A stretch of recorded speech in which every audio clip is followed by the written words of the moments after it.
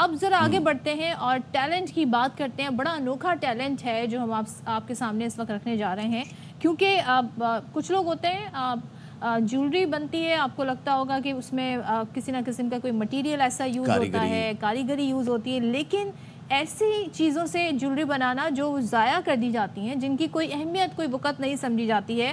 تو ایسے ہی دو ٹیلنٹڈ لوگوں سے آپ کی ہم ملاقات کروانے جا رہے ہیں. یہ زیورات بناتے ہیں اور اس کام میں سمیر آصف اور ان کی پارٹنر ہے ماہم عثمان. یہ کمپیوٹر کے جو پرزے ہوتے ہیں جو آپ ایسے ہی پھینک دیتے ہیں, یا جو ضائع شدہ مدر بورڈ ہوتا ہے, ریم ہوتی ہے, ٹوٹی پھوٹی جو ہے, ان چیزوں سے یہ لاکٹس, انگوٹھیے اور مختلف قسم کے زیورات بناتے ہیں. اور پاکستان میں اپنی نوعیت کے یہ انوکھے زیورات ہیں اور ایسی چیزوں سے تیار کیے جاتے ہیں جنہیں ہم پھینک دیتے ہیں. کچھ میں ڈیکوریشن پیسز بھی دیکھ رہا ہوں, تو اب ذرا انہی سے بات کر لیتے ہیں. السلام علیکم آپ دونوں کو, ماہم اور سمیر, اور thank you so much for joining. ذرا بتائیں کہ جیولری لوگ بناتے ہیں اور شو پیسز بناتے ہیں, ڈیکوریشن پیسز بناتے ہیں, یہ الیکٹرانکس اور کمپیوٹر آلات جو کہ ہم پھینک دیتے ہیں اس کو, ان چیزوں کو بنانے کا خیال کیسے آیا آپ کو؟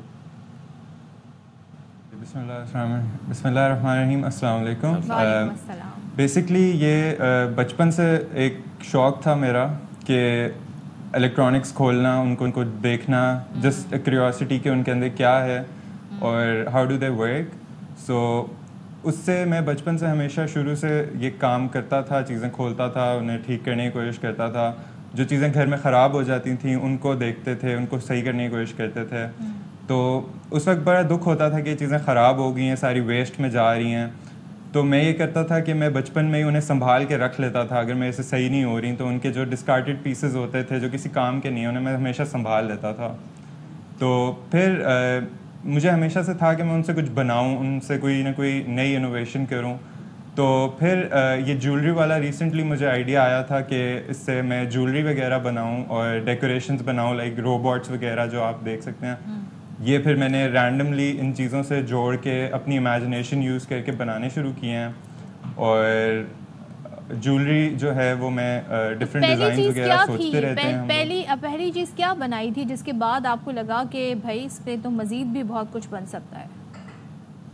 سب سے پہلے تو میں نے بہت سال 1.5 سال پہلے ایک روبوٹ بنایا تھا, اور جسٹ فار ڈیکوریشن. تو اس سے میں نے بنایا تھا, اپنے دوستوں کو دکھایا تو ان لوگوں کو بہت اچھا لگا, انوویٹیو لگا. ان سب نے مجھے کہا کہ آپ ایک بزنس شروع کرو, انہیں بیچو. لیکن اس وقت یہ تھا کہ مجھے لگتا تھا کہ کوئی خریدے گا نہیں, کسی کا انٹرسٹ نہیں آئے گا. تو اس لیے میں رک گیا. اور لیکن پھر ریسنٹلی مجھے ہوا کہ نہیں, کرنا چاہیے, کچھ نہ کچھ کرنا چاہیے. ایز اے انوویشن ہے یہ ساری, اور کریٹیوٹی دکھانی چاہیے ایز اے پاکستانی یوتھ. اچھا ماہم, آپ کی طرف میں آتی ہوں, ذرا یہ بتائیے گا, اب یہ تو جو جیولری جن چیزوں سے بنتی ہے مٹیریل اویلیبل ہیں, لیکن یہ والی چیزیں آپ لوگ کس طرح سے اکٹھی کرتے ہیں, کیسے جمع کرتے ہیں, اور کیا مائنڈ میں ہوتا ہے کہ فرض کریں آپ نے کوئی لاکٹ بنانا ہے تو اس سے ریلیٹڈ اگر آپ کو نہیں مل رہا ہے پرزے, تو کس طرح آپ یہ چیزیں مینیج کرتے ہیں اور کن ٹولز کی مدد سے؟ جی بسم اللہ الرحمن الرحیم. تھینک یو فار ہیونگ اس. ہمارا بیسکلی موٹیو یہ ہوتا ہے کہ ہمارے پاس جتنی بھی ریسائکلنگ کمپوننٹس موجود ہیں الیکٹرانک ویسٹ سے ریلیٹڈ, ہم ان کو اسکریپ یارڈ سے جا کر ڈھونڈتے ہیں, جو بیسکلی ہمارے پاس پنڈی ٹائپ ایریاز میں, کراچی میں, صدر میں, اس طرح کے ایریاز میں موجود ہوتے ہیں. تو اسکریپ یارڈ سے ہماری ریسورسز ہمیں ملتی ہیں, جن سے ہم سب سے پہلے ڈھونڈتے ہیں کہ ہمارے پاس کون سا ایسا کمپوننٹ ہے جس سے ہمارا ایک اچھے پیٹرن کی جیولری, لاکٹ پیس, رنگ ہو گیا, کی چین ہو گئی, بن سکتی ہے.